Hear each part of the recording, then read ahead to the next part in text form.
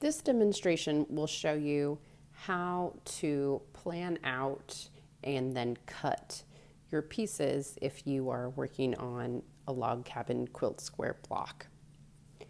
So first of all, I've gone ahead and written in all of my measurements that I'm going to need. And these are sewing measurements, not cutting measurements. I'll show you two different ways in which you can measure out these lines, both cutting and sewing lines, and then if you were to only use the cutting lines. So what I mean by that is if I wanted to be extra confident that I was sewing directly on the line I intended, I can draw in sewing lines before I cut. This is the selvage of my fabric, the pre-finished edge, so this runs with the grain of my fabric. For the most part, the selvage edge is pretty straight.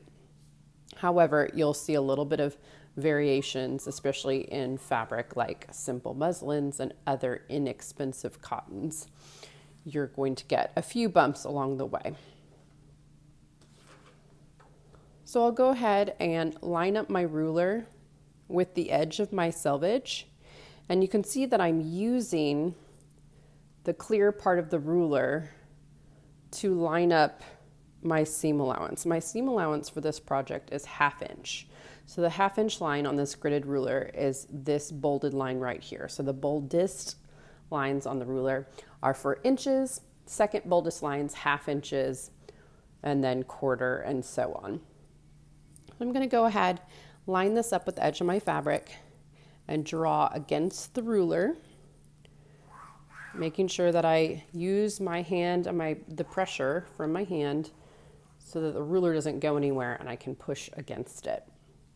Now I've got a nice pencil line, you can see that here, that marks 1/2 inch from my edge, and this will be my seam allowance for these first pieces. Then I can use my nifty 2-inch ruler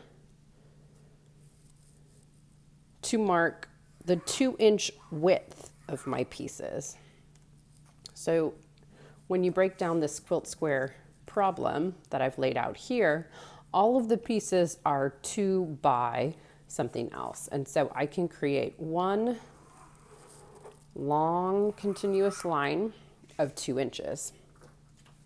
Once I do this, I'm going to mark my seam allowance on the other side and then go back and break up my pieces into the precise lengths that I need. If you plan out what you want to cut ahead of time, draw out your measurements. Same rules apply for using commercial patterns and other things. If you lay it all out, get it all figured out that it fits on the fabric first, and then go back and cut, you will be much more efficient and you're much less likely to make mistakes than if you were to individually draw out or place out each piece, cut, and then go back and forth. It's work smarter, not harder, right? So we're creating these long pieces to then cut our smaller pieces from.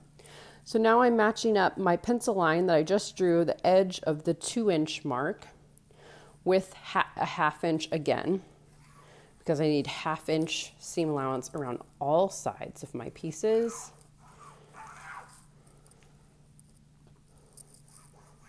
So you can see here that I have exterior and interior lines. When I go back to cut, I will only be cutting the exterior lines. So it might help you if you're tracing lines in a different color. So if I had multicolored pencils, or I got out a fabric marker, chalk pen, or other similar marking tools, I could color code my cut versus sew line so that I don't get confused.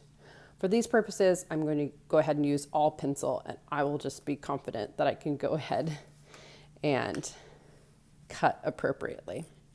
Now I'm going to square out the bottom because this fabric has been previously ripped. So I want to make sure I have a nice clean line at the bottom. So again, I'm using my gridded ruler to match up with the lines I've already drawn and then square out the bottom.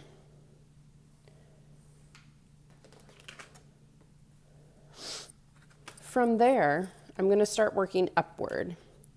So I will line up my 1/2 inch line, that line I just gave myself, and draw in 1/2 inch. You can see that there.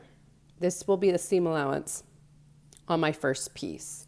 So if I'm starting in the center of the quilt square and working my way outward, I'm going to start with a 2x2 piece. So I've already established my 2-inch width all the way down. So now I'm going to be breaking it vertically. So I'll be breaking it up into another 2 inches. So again, my ruler's 2 inches wide. Makes life pretty easy to divide that. And I've got a 2-inch line there. Again, each piece needs seam allowance on all sides. So I need a 1/2 inch line on top of that. So you can see 1/2 inch all the way around the exterior of this 2x2 piece. It's also a wise idea to label your pieces in some way as you go so that you have a list of what order they go in. So for instance, I could label the very first piece, piece A, piece B, piece C, piece D, E, and so on, right? And I can keep radiating out from the center. This will help me keep track of which piece is which, especially if I'm using similar colors. If I'm cutting this all out of muslin, then I won't be confused as to what order. If you're using more than one color, you may be able to tell the difference of what piece is what. But again, you want to remind yourself the order that you have to go in. When I'm ready to cut a new piece or draw a new piece on, again, I'm putting 1/2 inch seam allowance to start the piece. You can't skip in between. Each piece needs its own seam allowance. And then 2 inches if I were to do piece B. So if this is piece A, then this makes piece B right here. And again, any marking that you're putting on it, if you're writing a letter or a number to keep track of your pieces, do try to put that in your seam allowance. That way, if you have a lightweight fabric, it's not going to show through our fabric later when we go to sew it. Muslin's rather thin, and so if I were to write in the center of the piece, it definitely would be seen. So I'll just demonstrate a few more pieces so you can get a sense of how they change in size. Again, putting seam allowance on the bottom of my next piece. If my next piece in my little puzzle is piece C, it's a 2x4. So now I have to find the 4 on my ruler. And again, work smarter, not harder. Turn the ruler so it works to your advantage. I'm lining that up with 4 inches.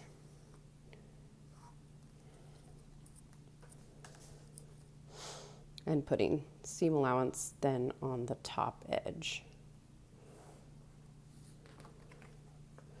So this would be piece C.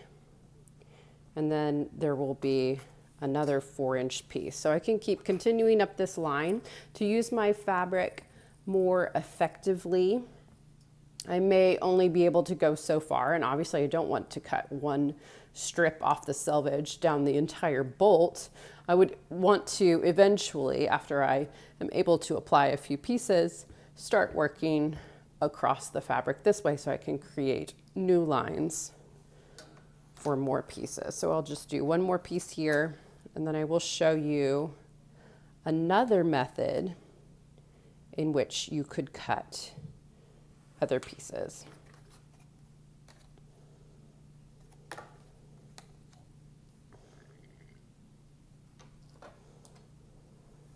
So again, another 4-inch piece.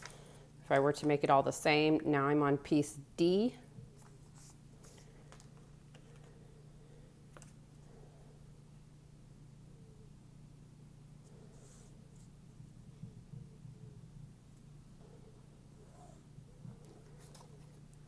And so that ends piece D up here.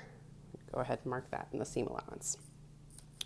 If I wanted to, so this is marking my sewing and my cutting lines. So I will cut the exterior lines and break these pieces apart, and I can still follow my pencil line with my needle when I sew on the sewing machine. If I wanted to cut or mark only my cut lines and not worry about the sewing lines in between because I feel confident about using the groove on the throat plate of my sewing machine as a guide, which many people do, that's very common practice, I could just mark the exterior. And notice I switched rulers. I could accomplish the same thing by marking 3 inches on this ruler. This ruler, the entire width is 2 inches. So I would have to turn the ruler to be able to mark 3 inches every so often and then connect those lines. But if I have a 3-inch ruler at my disposal, I could go ahead and use that as well. So the same way, you can see that this was previously cut with a curve at the bottom. We want to square out this as far as we can get to it. So I'm actually conveniently going to line it up with one of these lines I've already established on my other piece.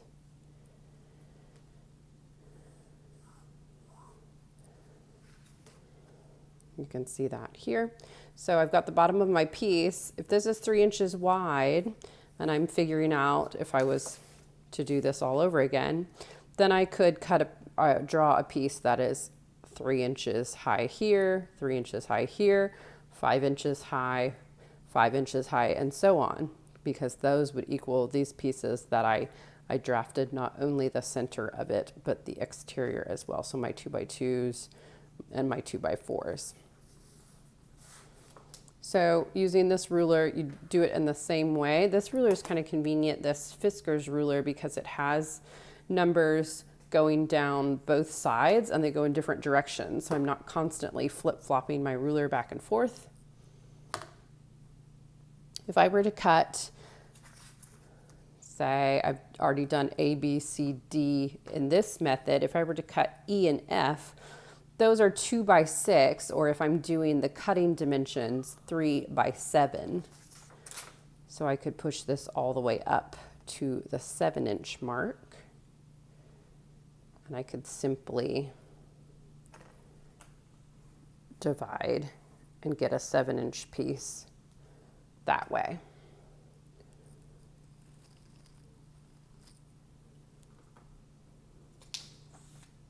So that's piece E.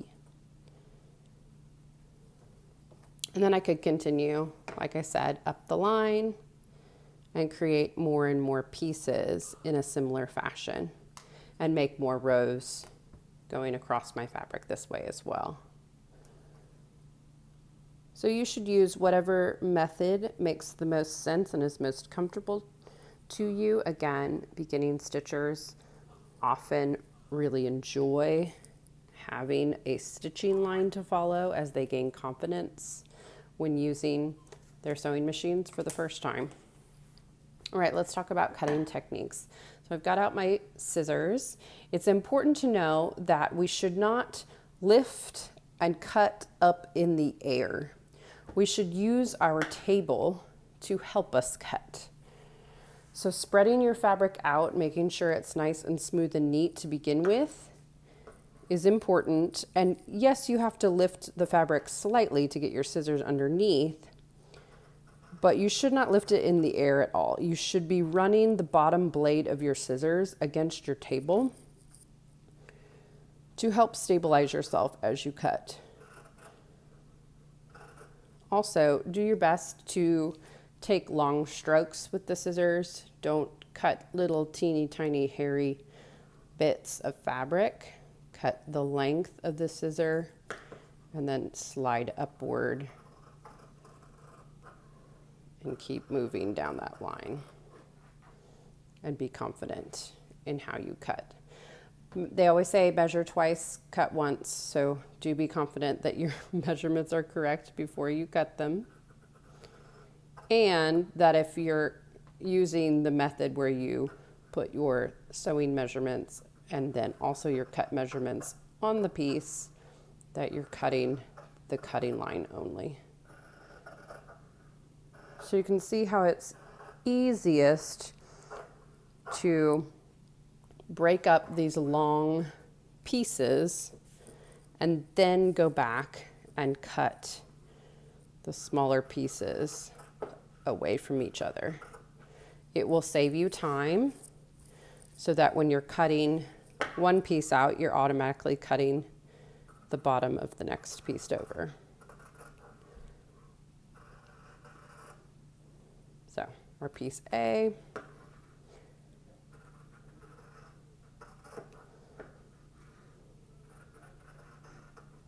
piece B,